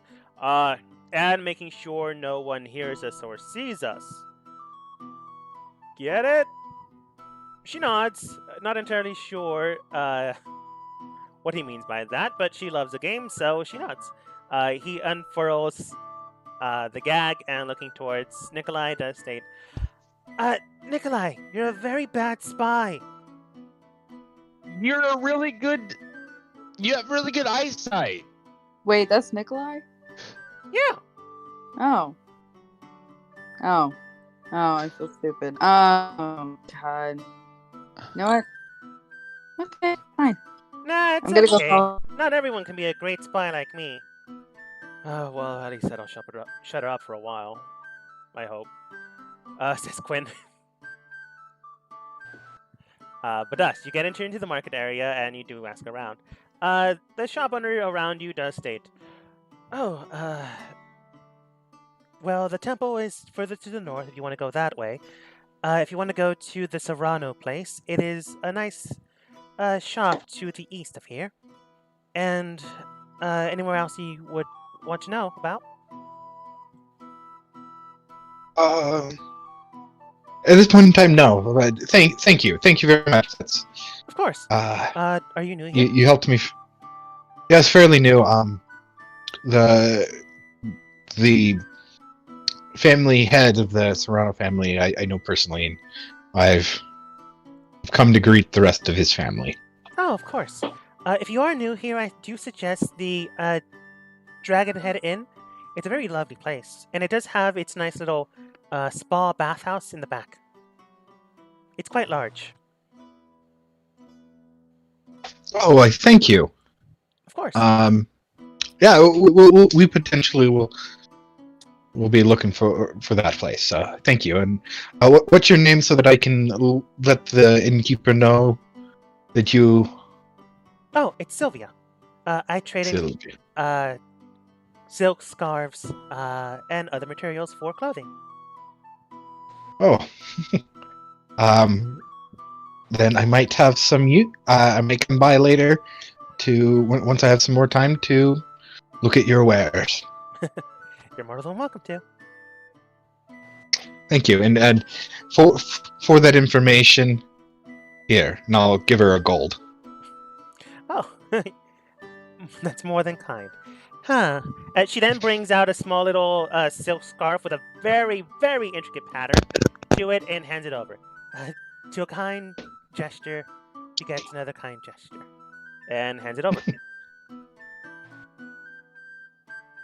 Do you take it? It's a very nice white silk scarf with gold filigree all around it.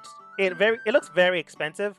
Probably not as much as a gold piece, but it is a work of art, if nothing else.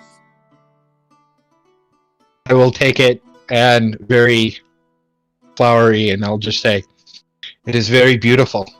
You have good eyes and taste in it." And I'll take it, and I'll kind of my neck. She waves you off as you head out. Sylvie is more or less a high elf trader, saleswoman. Pretty decent person, above all else. Which also doesn't really help out because there was a uprising here, and people seem fine. In fact, they seem happy. This is a weird town. Yeah, that's kind of why I'm questioning what's happening. Okay, so yeah, I'll go back and be like, okay, the Serrano's place to the east. Apparently to the vendor there. It's a well-known place, so we shouldn't have a problem getting there. So, I was also introduced to an inn in case if we need it, the Dragon's Head Inn.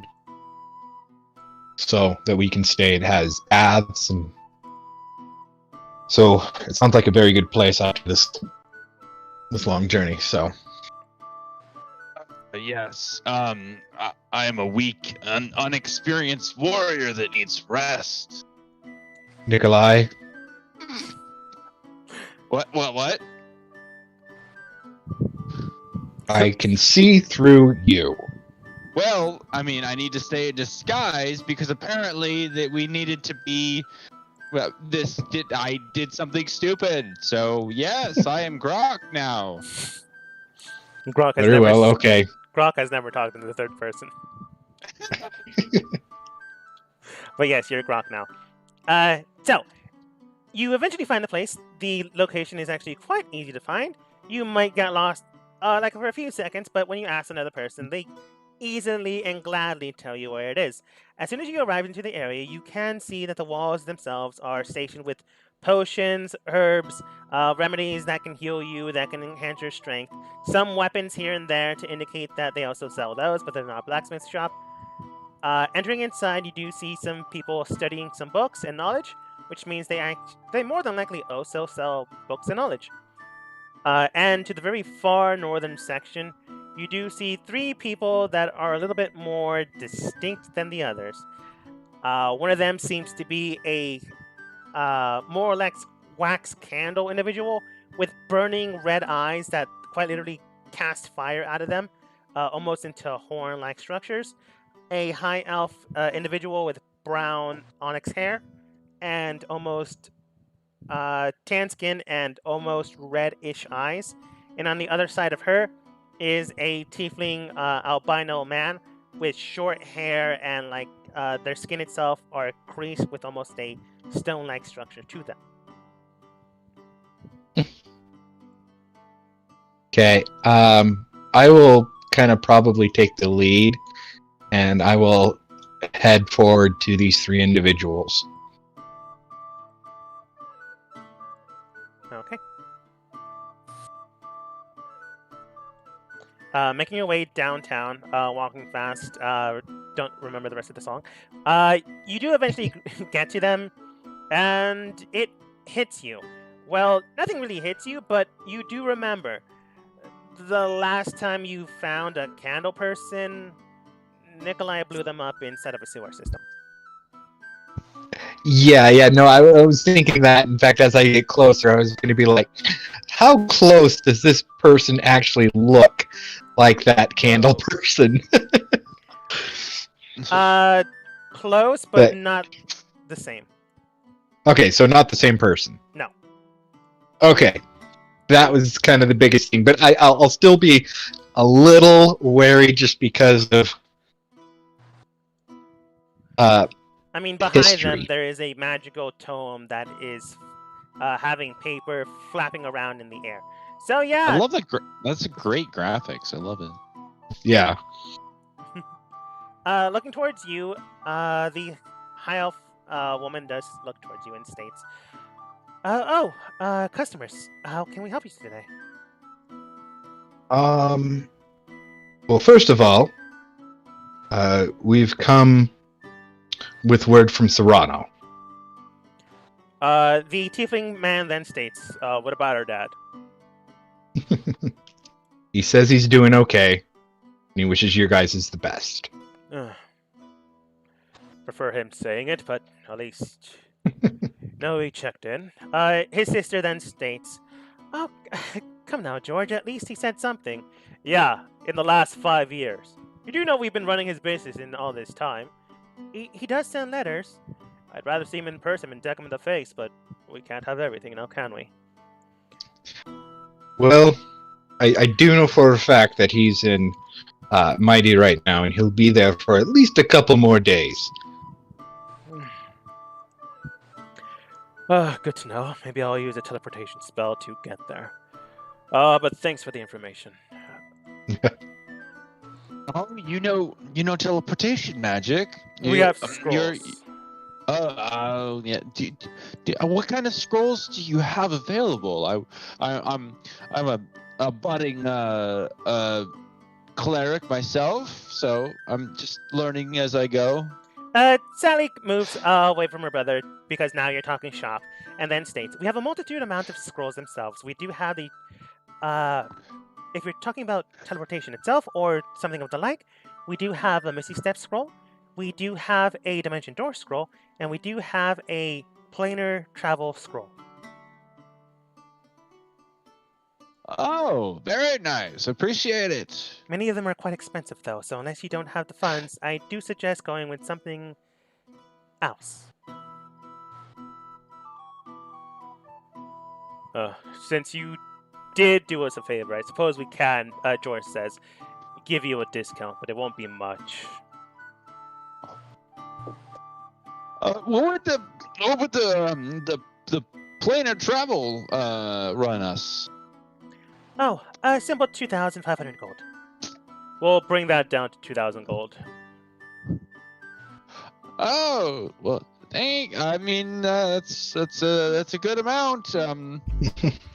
Yeah. Maybe in the That's it. future. It's kind of not in our budget for some of those.